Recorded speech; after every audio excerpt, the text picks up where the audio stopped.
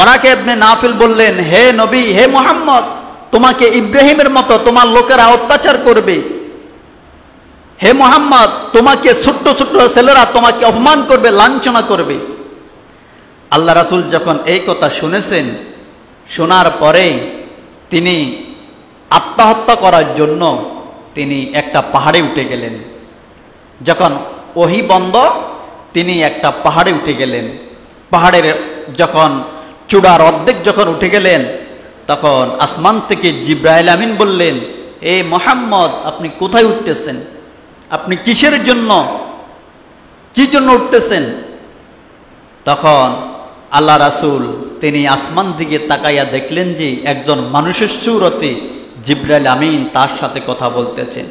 তখন তিনি বললেন, আপনি কোনো চিন্তারও প্রয়োজন নাই, কোনো ভয়েরও প্রয়োজন নাই, আপনি একজন আল্লাহর নবী।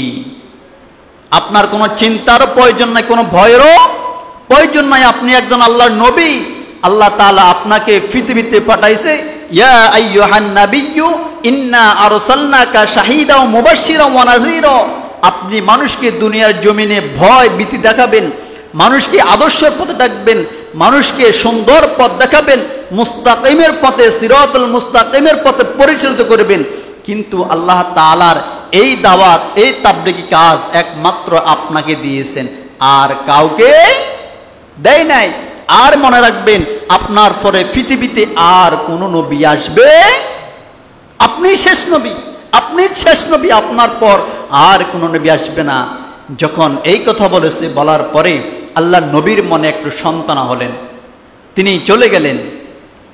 যাওয়ার পরে তিনি খাদিজার কাছে সব ঘটনা বললেন। তখন ওহী যখন আসতেছে, আল্লাহ তাআলা এই ওহীকে 7 ভাবে 7 প্রকার ওহী প্রেরণ করলেন নবীর কাছে। 1 নম্বরে নবীকে স্বপ্নযোগে ওহী প্রেরণ করলেন। তাহলে নবীর স্বপ্ন দেখাও ওহী। নবীদের যে কথা আল্লাহর পক্ষ থেকে যে কথাগুলি আসে, এইটা হলো ওহী। নবী যেটা দেখেন স্বপ্নে, এইটা ওহী। ফেরেশতার মাধ্যমে তাকে ফেরেশতা দেখা না দিয়ে মনের ভাবের মধ্যে যে প্রকাশ করা হয়, এইটাও নবীর জন্য ওহী।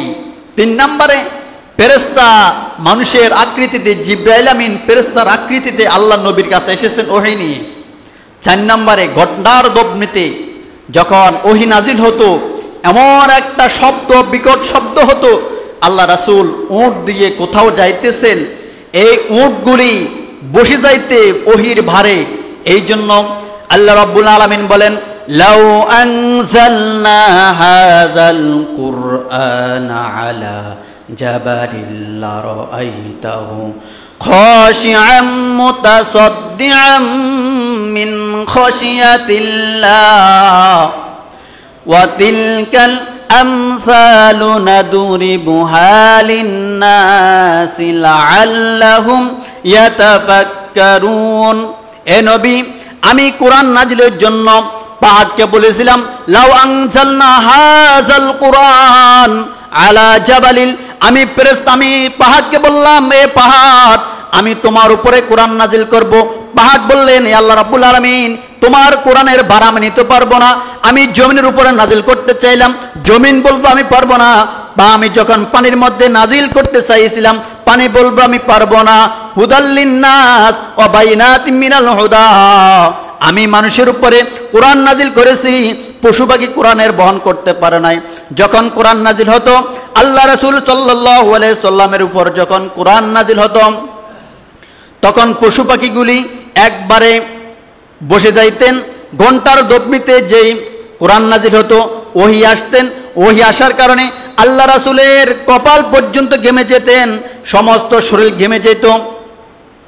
এই ওহীর বার্তা এমন ছিল, কোন পাহাড় পর্যন্ত অস্বীকার করলো, পানি অস্বীকার করলো, জমিন অস্বীকার করলো, পশু পাখি অস্বীকার করলো।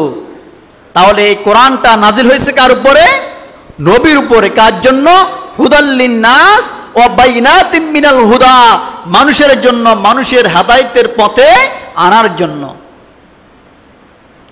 5 নম্বরে ওহী নাজিল হবার যে কারণ, ফেরেশতা মূল আসল চেহারা দিয়ে আসতেন। তার জিবরাইল আমিন তার আসল মূল চেহারা আল্লাহ নবীকে দেখাইতেন। 6 নম্বরে মেহরাজ রাত্রে জিবরাইল আমিন স্বয়ং আল্লাহ নবীকে নেয়া একবার সহসা শরীরে মেহরাজে গিয়েছিলেন। 7 নম্বরে ফেরেশতার সাথে যে আল্লাহ নবীর সাথে যে কথোপকথন হয়েছে, আল্লাহ তাআলা এবং নবী একসাথে বসে আরশের মহল্লার মধ্যে দুইজনে একসাথে বসে বসে কথা বলেছেন। এই 7 প্রকার ওহী নাজিল হলো। যেমনিভাবে মুসা আলাইহিস সালাতু ওয়াস সালাম আল্লাহ নবীর সাথে কথা বলেছিলেন, তেমনিভাবেও আল্লাহ নবী সাল্লাল্লাহু আলাইহি সাল্লাম আরশের মহল্লার সাথে মেহরাজ রাত্রে বসে বসে কথা বলেছিলেন। এই 7 প্রকার ওহী নাজিল হওয়ার পরে তিনি যখন ওহী নাজিল হওয়ার পরে এখন তার কাজ কি? ওহী নাজিল হওয়ার পরে আল্লাহ নবীর কাজটা কি? দাওয়াতি কাজ। কি কাজ? দাওয়াতি কাজ। এখন দাওয়াতি কাজের জন্য কিভাবে করতে হবে? একটা প্রশিক্ষণের প্রয়োজন আছে। যেভাবে মানুষ যখন বোর্ড পরীক্ষা দেয়, এসএসসি পরীক্ষা, এসএসসি পরীক্ষা যখন দেয়, প্রথমে প্রি টেস্ট লওয়া হয়, তোমাদের পরীক্ষা এভাবে আসতে পারে।